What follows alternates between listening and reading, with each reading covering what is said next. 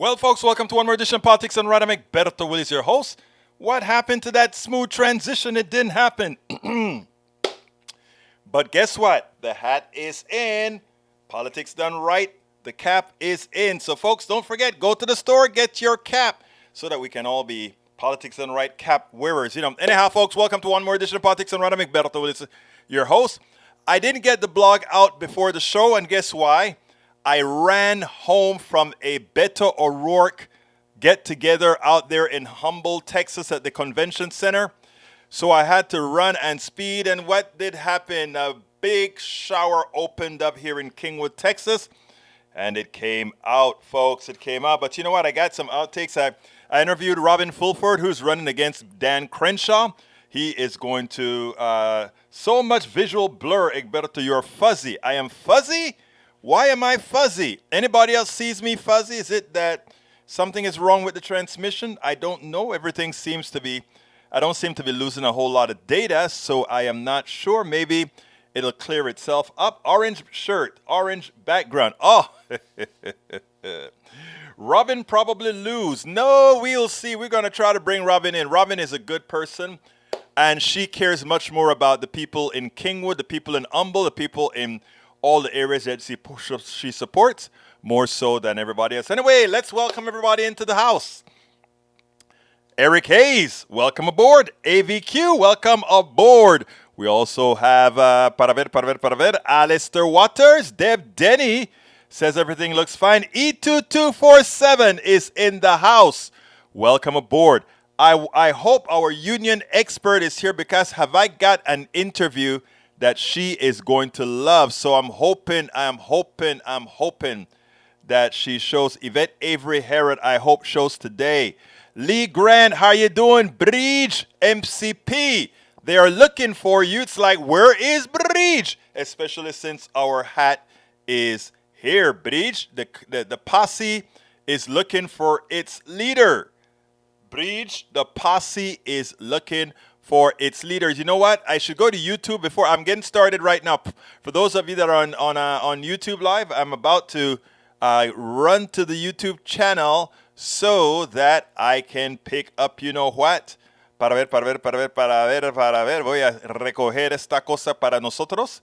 We want to go ahead and get to the shopping area and tell you guys that the hat is here. I need to go to the store and tell you how to get the hat. All right. Here is the hat, folks. Let's see who are the first 10 of you that's going to buy the hat. There's the hat. I don't know why I have to do that. That's a long, you know what, link. But that's the hat that we have that I'm wearing right now. Check it out. Para ver si les gusta. And there's a red version as well. And let's see if I can get to the red version. Anyway, you guys can check it out when you check it out. All right, before I get started, is there anybody that has anything for me to answer? Let's see. CNBC. Biden cancels, this is from Eric. Biden cancels $10,000 in federal student loan debt for most borrowers. Biden forgave $10,000 in student loan debt, once again compromising on the compromise. I guess he's doing what everybody else does. Compromise is not a bad word at all. I wanted more forgiven. I need to read up on what the effects are on people who already paid it off, etc. But, you know, we can talk about that. There are a lot of things that aren't completely fair, right? Anyhow, segunda mano, we also have, Eric says, Biden did not forgive anything. He is transferring debt from college attending people to taxpayers who have attended and paid their debts. Also, debt is transferred to hardworking people that have not attended college. So you see the administration hasn't done anything but transfer debt or create it with all the spending. Eric, there's actually some truth to what you're saying. Depend on how it's handled, right? There's truth to what you're saying depending on how it's handled. And I think that is the reason I want to do some more research on it. Because you are correct. What about all those people who paid off their debt? And for those who came now that get their debt paid off, is there going to be some sort of... how do we make it? I mean, you can't go back in time. You know, you can get lucky and get things now, but I see your point. I do see your point. Your point actually makes a lot of sense. Michael Rodney says Biden promised 50,000, then 30,000, now 10,000. I thought 20,000 for people who had Pell Grants. Is that not still correct? I am not sure. So let us know what the state of the thing is. Okay, let's see. Is Yvette Avery Herod in the house yet? Because I don't want to play the union first, the Starbucks organizers short piece before she's here, because I want her to see that all the work that she's done with unions is paying off. So what I'm going to do is I'm going to start with something that's very important. I've been preaching for a long time that Democrats are going to win 2022. And not only are Democrats going to win 2022, I've been stating that I think Democrats have the potential to win big in 2022. I honestly do believe that. This is not wishful thinking. This is just based on the things that need to be done. And let's see what you think about that background now, Mr. Well, I don't like that one with the blue stuff in my thing. We can always go back conservative. That's my conservative hit there. Makes me look like a studious person.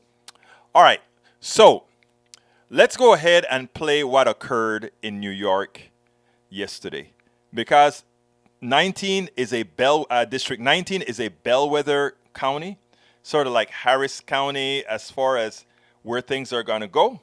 I want you to see this, then we'll take it on the other side. At last, what took so long? At last, the mainstream media is looking at the data, and it finally had to come to the conclusion that, oh, yes, it's true.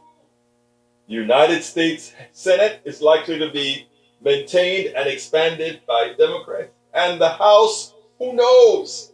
It may actually stay under the control of the Democrats. But you know what? We've been seeing the tea leaves for quite some time. Check this out after that win for Ryan in New York. Check this out.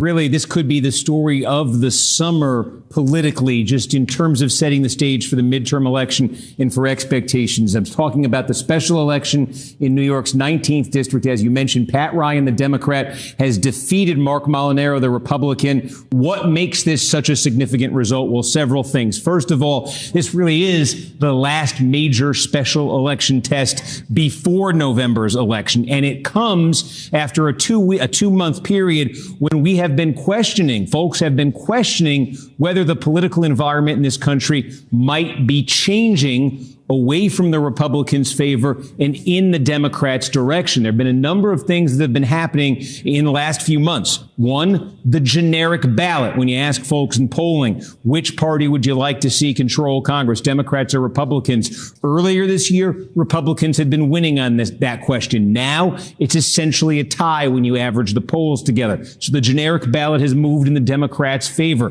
There was the Supreme Court decision to overturn Roe versus Wade. The question of whether that would get Democratic voters, Democratic aligned voters off the sidelines, motivated to vote, as Republicans already seem to be motivated to vote in this midterm election. There was some polling evidence, some indications in polling that might be the case. Then earlier this summer, we had two other special elections. One was in Minnesota, one was in Nebraska. Both were in Republican districts. Both were in districts that went for Donald Trump. Both were won by Republicans, but the Democrats did better in each of those special elections than Joe Biden had done in those districts in 2020. So Democrats looked at that and said, hey, maybe that is a sign that there is some increased enthusiasm for Democrats in the wake of the overturning of Roe. In a midterm environment that was really strong for Republicans, this is the exact kind of district they'd have no problem flipping in a special election. If a Republican wave had already been built,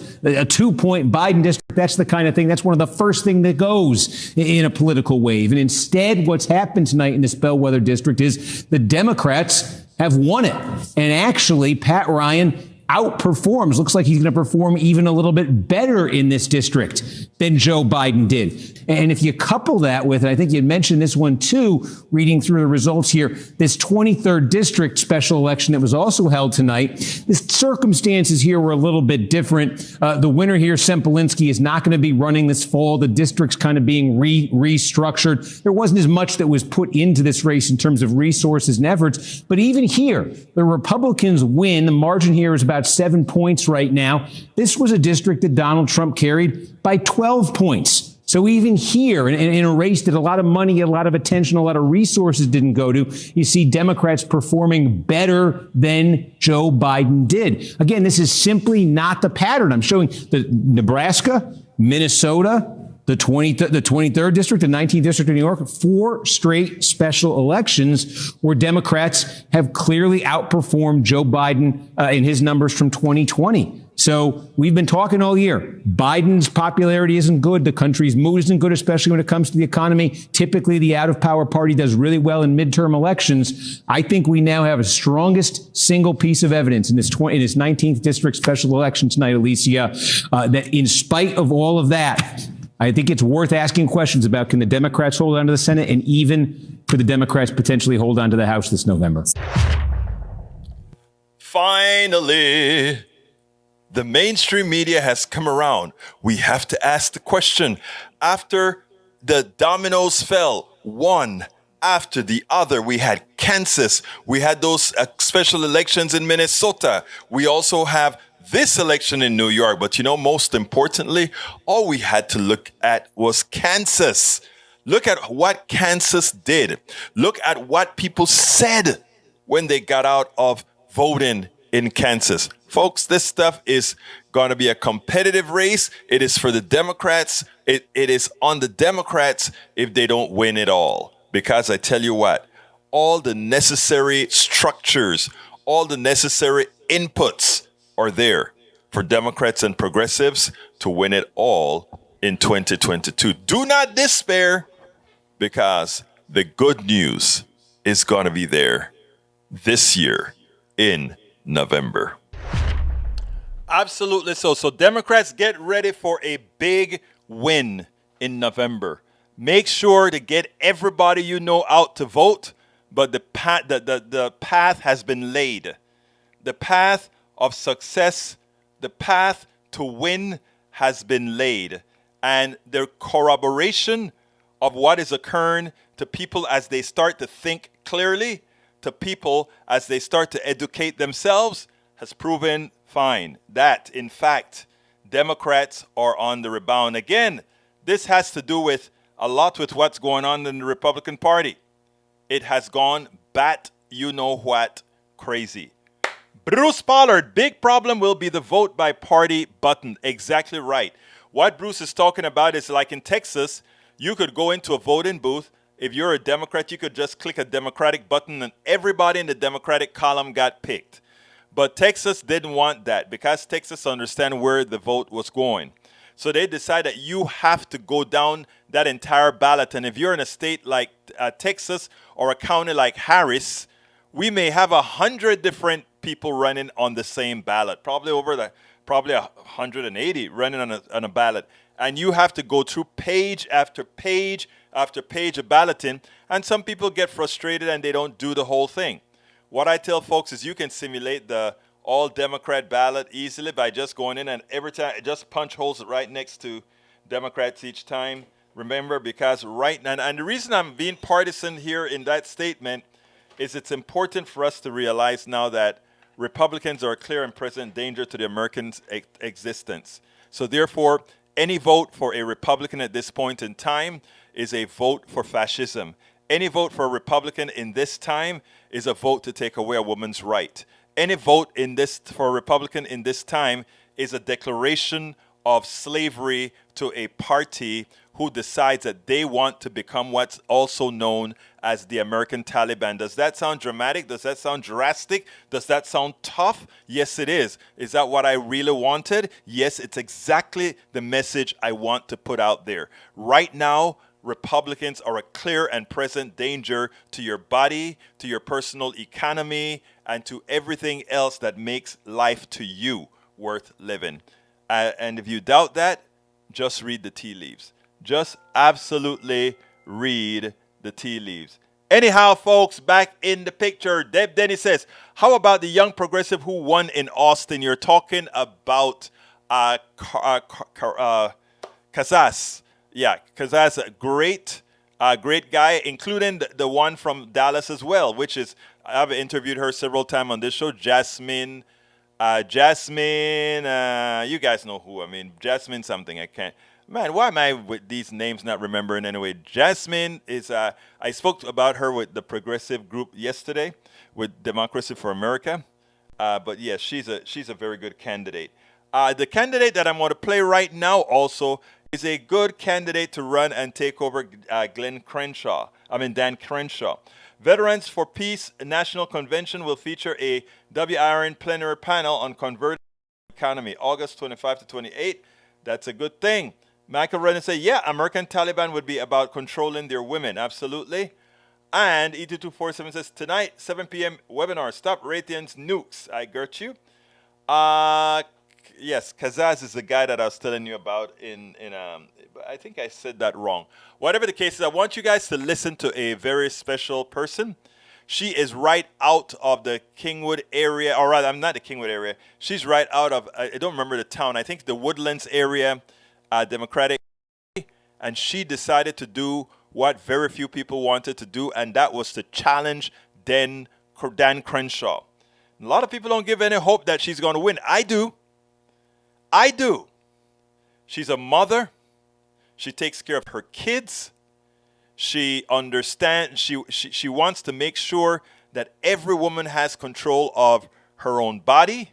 She wants to make sure that kids are treated right, that parents are treated right, that taxes are appropriate for one's real estate, and much more. Robin is a great person to replace Dan Crenshaw. Someone that one can only consider a follower, a heartless person that cares absolutely nothing about community. In fact, it was great to listen to. She an interview while we were at the convention to listen to the Humble Convention to listen to Beto O'Rourke, and Beto had some great things to say about healthcare. To enact all of that nationally as well, we need to make sure we get that combination. We need Beto O'Rourke. We need Robin Fulford. We also need Mike Collier. That is how we are going to get it done. Let's get busy and listen to what Robin had to say.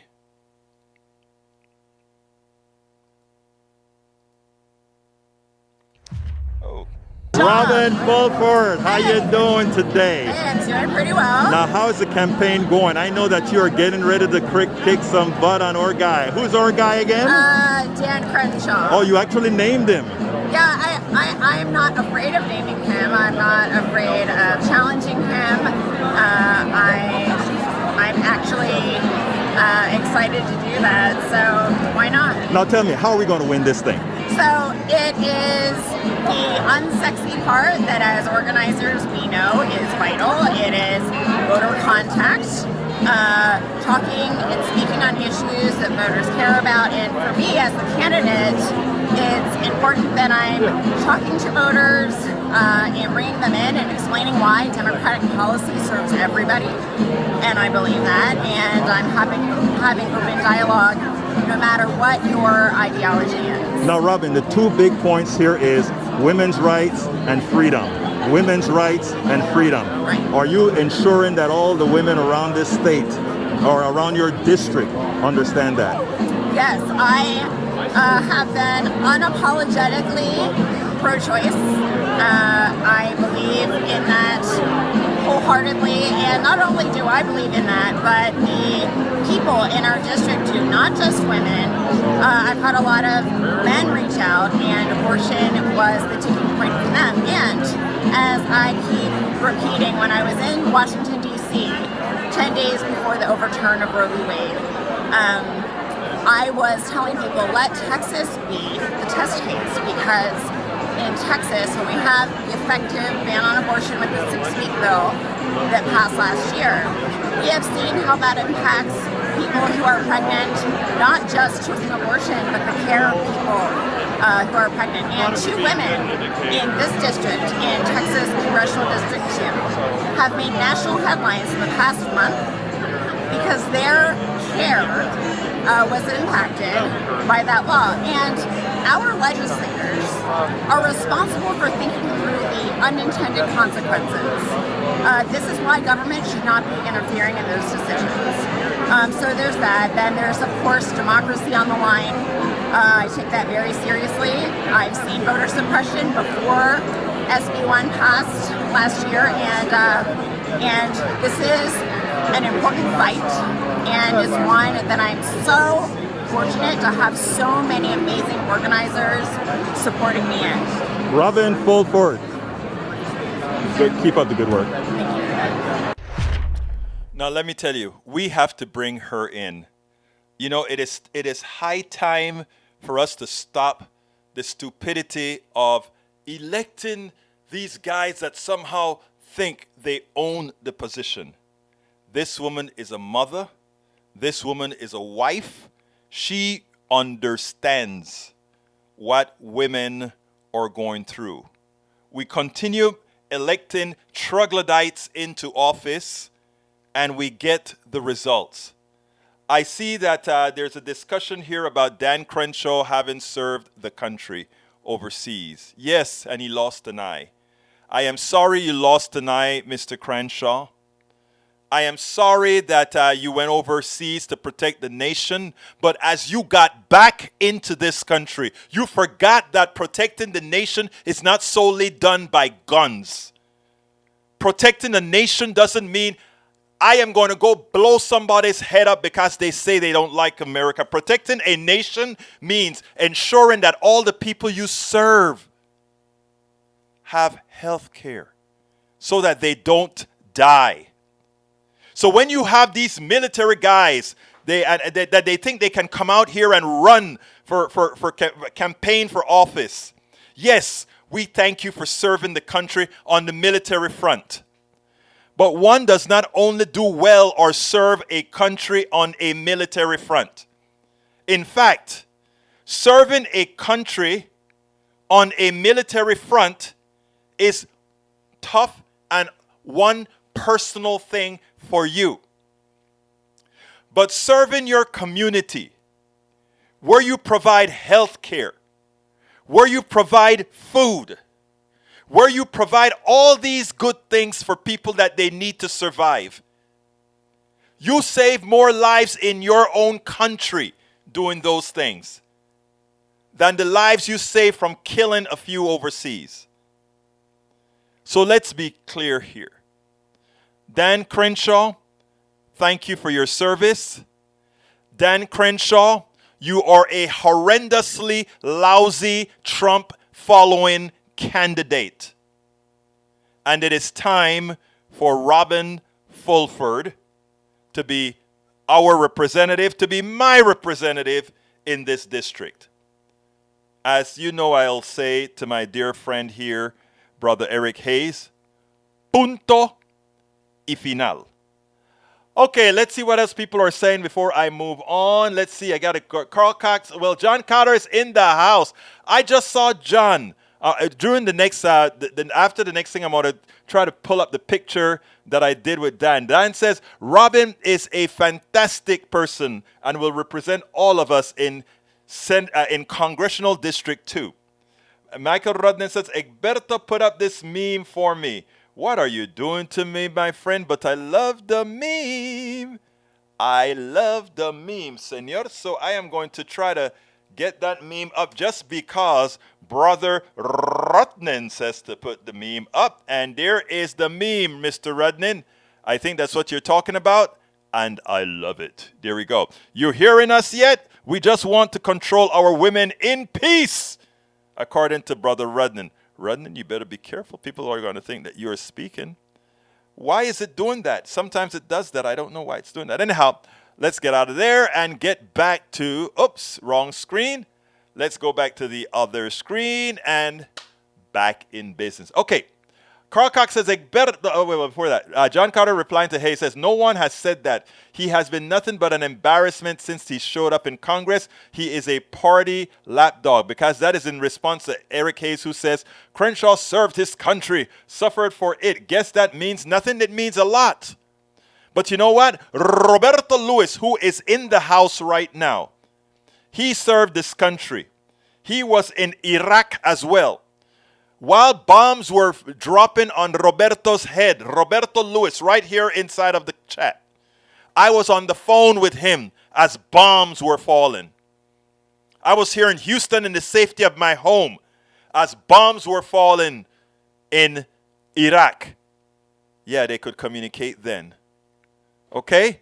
So I know a whole lot of folks who fought for this country. And some come back home like Roberto and fight for the country by supporting policies that help Americans. And then we have those that come back like Dan Crenshaw, who becomes lapdog of an evil leadership of a Republican Party that has no interest in doing what's right for the American people. Has no interest in supporting what the American people want, what the American people need, what keep them alive. So Crenshaw, I thank you for your service. You're a lousy politician. And you're a lousy supporter of your own people. Punto y final, as I would say. All right, Lee Grant says, replying to Hayes, not to progressives. Let's see. Carl Cox says, I read that he got home. It's one book costs $196.36. You want to solve that problem?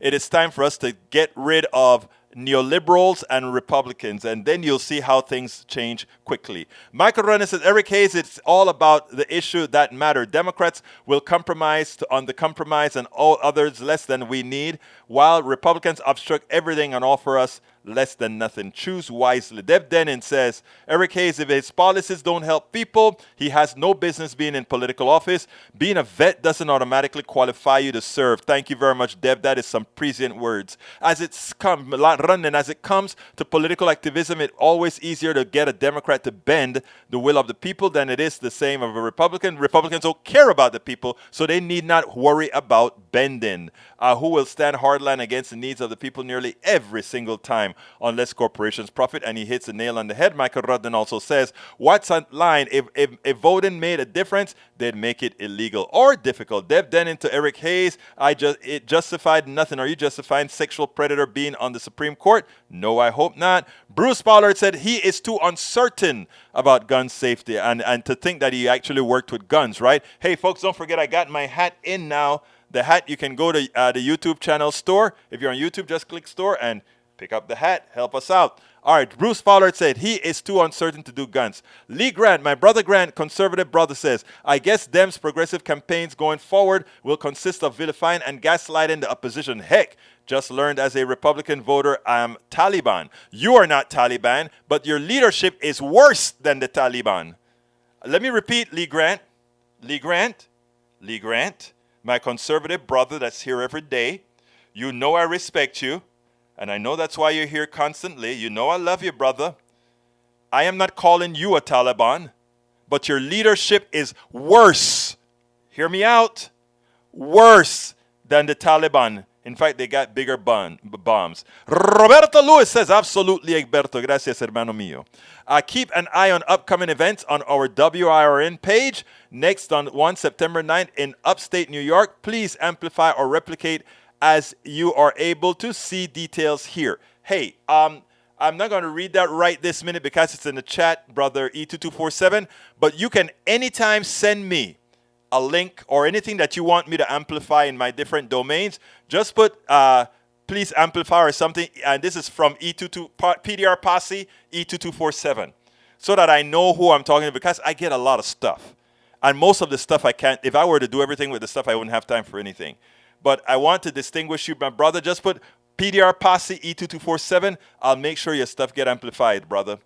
All right. Bruce Pollard said he votes in line with Trump. Yes, sir. You are absolutely right. Michael Runner says, you remember that till to help vets affected by burn pits, Dan Crenshaw voted against supporting policies that gave health care to people who got cancer from being around the burn pit. So there you go. He served, but he won't serve those who served. Come on, man. All right, flashing screen is what I don't get. Sometimes it happened. I don't know why it happened today. There's something, I think it may be, but I don't know. I'll be just guessing. Okay, Egberto, that meme, the American Taliban and the Afghani Taliban has a lot in common. You got that right. Eric Hayes says, let's see what happens in November. We know what's going to happen in November. Republicans will lose big because Democrats will win big. Deb Denny says, time for your pitch. Love you, Deb Denny. Love you, Deb Denny. I'm going to do my pitch real quick.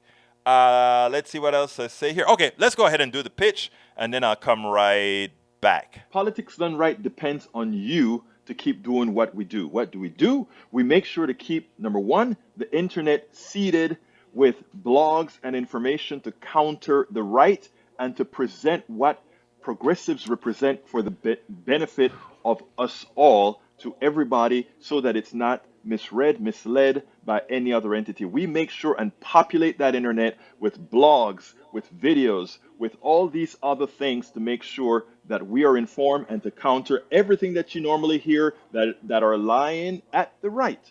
We also make sure to create articles in magazines, articles in newspapers all around the country to ensure, again, that our message gets out there. Last but not least, we also write books. As you see it, Class Warfare, the only resort to right-wing doom, How to Make America Utopia, are two of the many books that I've written on these issues. So please support us in one of many ways. Numero uno, you can support us at PayPal, either one time or monthly. Go to politicsdoneright.com/PayPal. You can support us on Patreon. That is politicsdoneright.com/Patreon. Patreon is spelled Patreon. You can support us by becoming a part of our YouTube channel, going to politicsdoneright.com/YouTube, or you can support us in many other forms that you can find at politicsdoneright.com/support. Be sure to visit our store, politicsdoneright.com/store, and get our books at politicsdoneright.com/books. Absolutely so, folks. So please support us. And don't forget, I'm still raising funds for my Pittsburgh trip that's already occurred. Please, I suggest or I ask that you contribute to our Pittsburgh GoFundMe. That's at politicsdoneright.com/netroots. politicsdoneright.com/netroots. And that'll help us defray the cost to Pittsburgh, which was actually pretty damn expensive. A ride from the airport to that place, the first day was $40-something, the second day $50-something. It's crazy. They don't have good service from the airport in Pittsburgh, which is about 20 miles away from the city itself. Anyhow, so again, please support us in whatever fashion you can, including politicsdoneright.com/netroots. Okay, para ver qué más tengo aquí. Let's see. Florida federal judge has given former guy until Friday to refine legal arguments in his request for a special master's to review evidence. You know, he's going on the stall tactics that he's used to. We just got to ignore that, my brothers and my sisters. Okay, next one is Stephanie Taylor from Bold Progressives. Check this out. We'll take it on the other side. Welcome to Politics Done Right. We're coming to you live from Netroots Nation 2022 again. And who did we find? Stephanie Taylor, how you doing, young lady? Hello, I'm good. How are you? I am great. You know, before we even get started, why don't you tell my audience something about yourself? Because I know they're going to love you. Well, I'm the co-founder of the Progressive Change Campaign Committee, boldprogressives.org. We have 1 million members nationally. We're a grassroots group, and we help train and elect progressive candidates, school board to president, all across the board. We endorse about 1,000 candidates each cycle, and we give them the support they need in terms of fundraising and volunteers and strategic support and whatever else they need. Well, especially in these times, right? We are at a crossroads. So the kind of work that you do is extremely Yes. important. Tell me, what are you starting to find as you start to approach and train these folks? We are right now very worried about how to save democracy in America. And so what we need right now are folks stepping up and running who are able to run authentically, Right. and who are able to run on a message where you get what working people are going through in Right. America today. You get when people are sitting at their kitchen table late at night and they're staring at a stack of bills and they're thinking, do I pay my heating bill? Do I pay my credit card bill? What do I do about my medical bill? I mean, this is what people are worried about in America today. Right. And they get that the system is rigged. They get that we are dealing with corporate control of our democracy, and people want the candidates that will come in there and do something about it. You know, Stephanie, the reality is most people, for the kind of candidates that you support, if you do a poll as far as what people want, it turns out that everything that you represent, everything that the kind of folk that you're trying to get to run represent is what America wants. Yes. What is the problem, and what is it that your organization gonna do to actually solve that problem, that people will see the reasoning of why to elect the people you're training as opposed to those who are faking it? I am so glad you asked that, because we make this argument all the time. Right.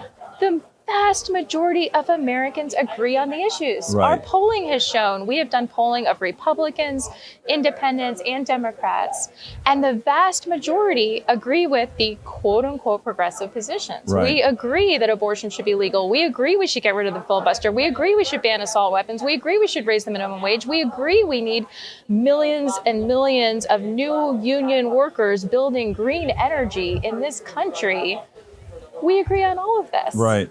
And so what I find, so I live in central Pennsylvania. Right. I live in sort of the heart of Oh, so Trump this is part of your country. world. This is part of my world. And I talk to Republicans all the time in my life.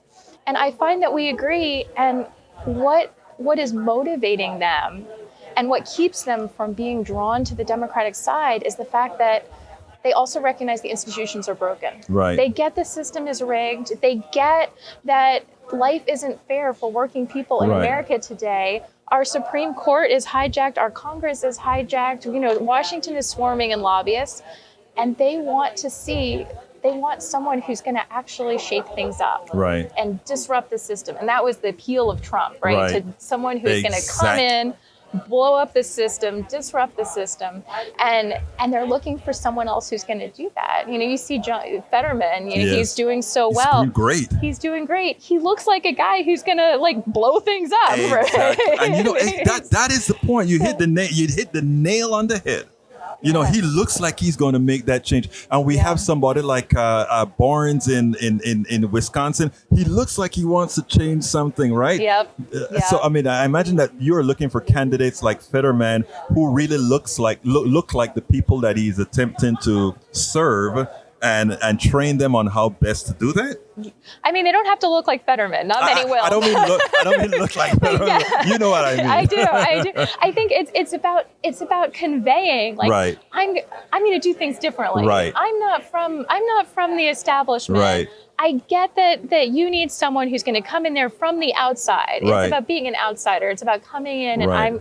I am not going to do things business as usual. Right. No, I tell you Right. something that I try to tell folks as well. Yes, about being the outsider, but an effective outsider. Because, you know, Yeah. Trump was an outsider too, but he didn't know what the hell he was doing. Yep. But Fetterman Yep. actually played the part before as a lieutenant governor, etc. Before we go, let me ask you a couple more questions. Because Yeah. what I think is everybody had given up on the House. Mm-hmm. And I hope you're working on getting some good candidates that are still. I think we have a few more primaries left, right? So I think we have a couple primaries yeah. left. Yeah. The reason yeah. I don't think we're going to lose a House.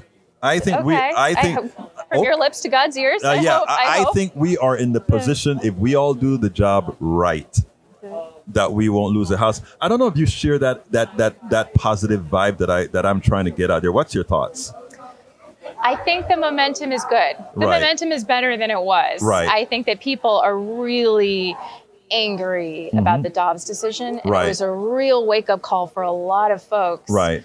that we need to get out there and fight Right. back, that we are in real trouble. And the point I keep making is if this unelected tribunal of judges thinks that they can just overrule America's will on the Dobbs decision, what's our plan for 2024 when they overturn the election? What's our plans for 2022? What's our plan for 2022? Yeah, because and that's the reason I'm asking everybody out there. Let's play 2022 like we're playing 2022 to win, not 2022 to lose. Yeah. I'm hoping to do that. But anyway, last question is, and this is a very tough question coming. Okay. You ready for it? I'm ready.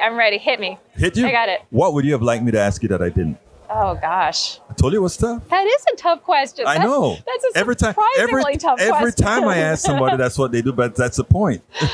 I think it would just be, what should Democrats be doing differently? What should Democrats be doing differently? Because I have some thoughts on what Democrats Let should me be hear doing what should we differently. doing differently.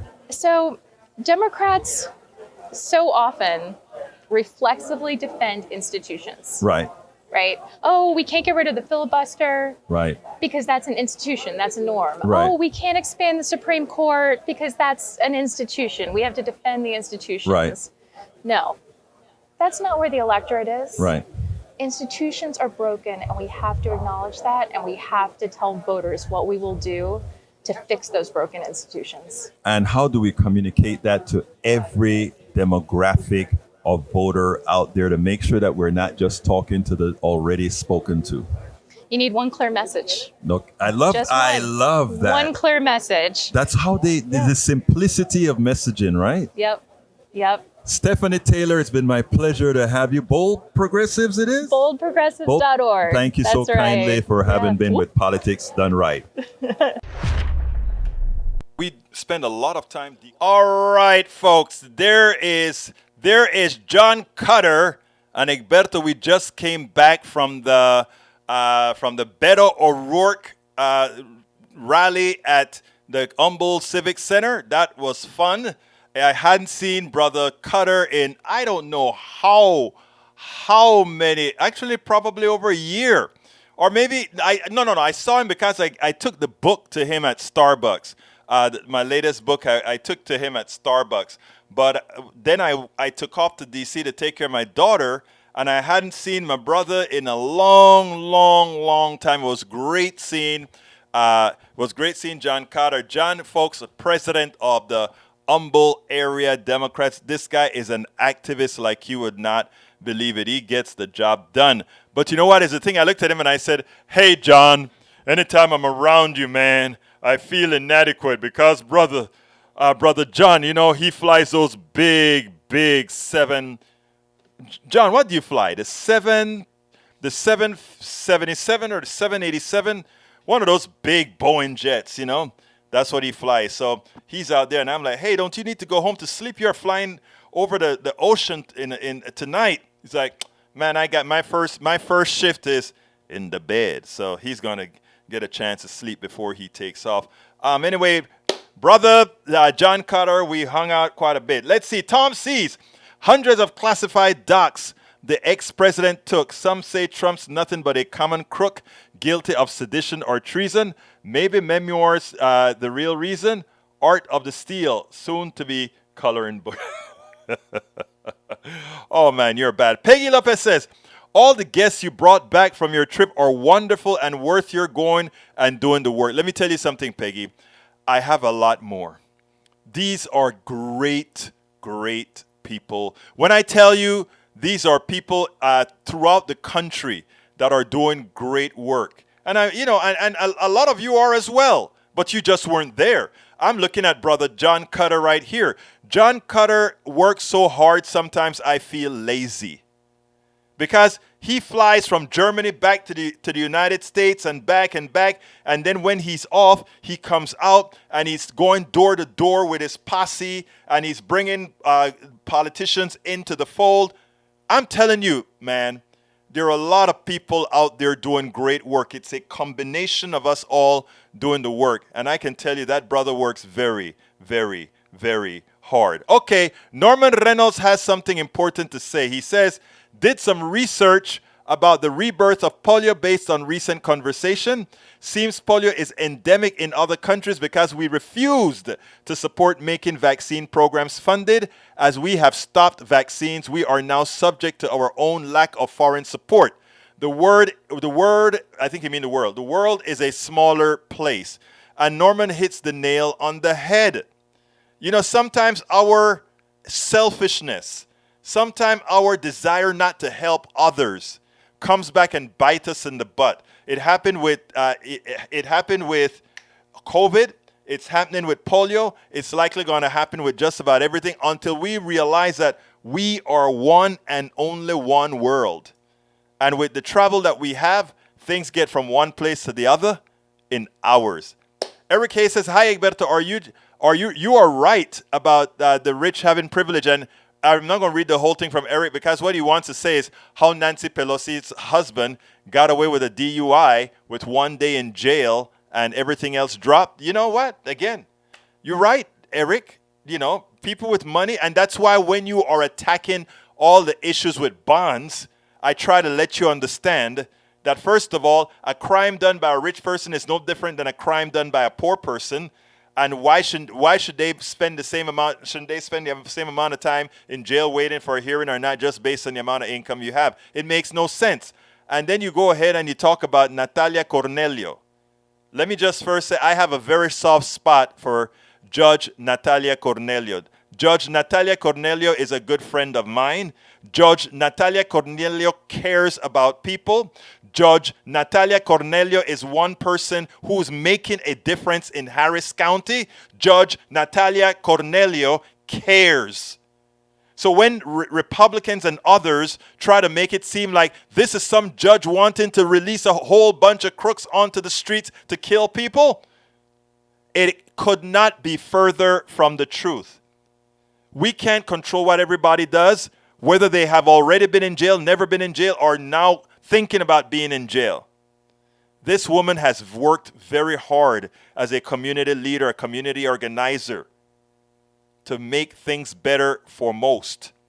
If somebody that got off on bond for some reason did something, you're not going to sit down and blame my good friend Natalia Cornelio. Judge Natalia Cornelio is a very, very dependable, very important person in our movement to make sure that we get not only equality in the justice system, but equity overall. All right, let's see what else we have here. Mike Cesek says, sorry, but Cheney isn't about what you would say. She was all about herself. Name me a politician that is not about themselves, Brother Cesek. I don't think you can name me one. But you're right. A lot of what Cheney is doing, Cheney's make the calculation. She says, you know what? I am going to be strong because this couldn't, you know, and she proves she's smart, right? Trumpism is going to burn out. That's just the idea behind evil. Slavery burnt out. Trumpism will burn out. The Red Scare burned out. And you know why? Because most Americans are good people. Even some that we think are terrible people. I repeat. Wow, the last one, I won't be able to play the last thing because it's 13. It looks like it's 13 minutes long. So I'll go along finishing up with my talk here because I want to go into, I want to talk about Americans. Most Americans are good people. You know, today I met I met a lot of people I haven't seen since the pandemic, a lot of Democrats, a lot of independents that I hadn't seen since the pandemic. And I can tell you, it was great there, and everybody was ready to hug and talk. And, the beautiful thing, they all asked me how my daughter was doing. Of course, I remember those who've had their illnesses as well. I remember to ask how they are doing. But it was just great seeing a passionate room with thousands of people who care about people. Not caring about hating on people, not caring about hating on immigrants, not caring about those immigrants are going to come over here and bring polio and all these lies to get people to hate people. You know, I don't particularly like Charlie Crist, but he's going to be the one going against DeSantis. And he said something today that immediately then caused me to immediately like him. And he said, I don't want the hate. I'm paraphrasing. I don't want the hate-filled DeSantis voters. I want to provide love. I want to give love. It meant something special to me to hear a politician say that. You know, when I end my program, I always make sure to tell all the people who gave me the honor to listen to me. And I mean all of you, whether you're the left, right, or otherwise. If you're going to spend your time to listen to what I have to say, even if you don't agree with what I have to say, I can't help but have a care. Can't help it, right? So when I heard Charlie Chris say, I want to govern by just saying, I love you, it was a good thing, and let me tell you why. Because if you can start your campaign from the point of view that you are going to love on everybody, right? Then it is very hard for you to institute any kind of policy of harm. But if you're going to start your campaign by saying what these kind of people are, they're thieves, they're thugs, they're the only thieves and thugs that I really, really know that are evil, thieving thugs are our corporate leaders and many of our neoliberal and Republican politicians, the leadership. But most people I know, even those that give a hard time. You remember a few weeks ago, this young girl gave me a hard time and I reported, I made the video.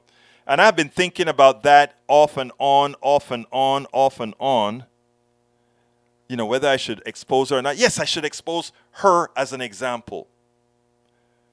But is she redeemable after the exposure? I would hope so, and I would want to. And would I talk to her? Yes. So again, the idea is, in order for us to do wrong to others, for a sect to win with the minority of people, we have to institute hate. Brother Robert Davenport is in the house. He says, greeting progressives. Deb Denny says, replying to Bruce Pollard, she won't be hurting momentarily, and she will monetarily, and she will be sure she parlays that into political momentum. She's still no friend to Democrats. She voted against voting rights and the vets. Absolutely so. Nanette Bird-Smith says, I agree with Egberto. I think she's talking about my speech on love. Norman Reynolds says, GOP leadership does not believe that wage theft, which takes food from children and destroys families, is equivalent to grand larceny, or that treasonous behavior, like being willing to light a match for civil war or stealing documents, is equivalent to flying a plane into the world center. They need to. They need to. Bay and others in the weapon industry become richer as the world suffers. Yes. There's something else that I speak about, and I say, and, you know, I wanted to ask Beto this. You know, the microphone was being passed from people to people, and I had already gotten assurances that for the gaggle, I could have gotten the mic and asked Beto O'Rourke a question. But that would have been taking time from people who were there watching Beto. So I had to think quickly, and I want to ask Beto this, right? Then I said, nah, because the mic was going around the room to all those people that were sitting and standing to the sides or whatever. And I'm like, you know what? I am representing the media.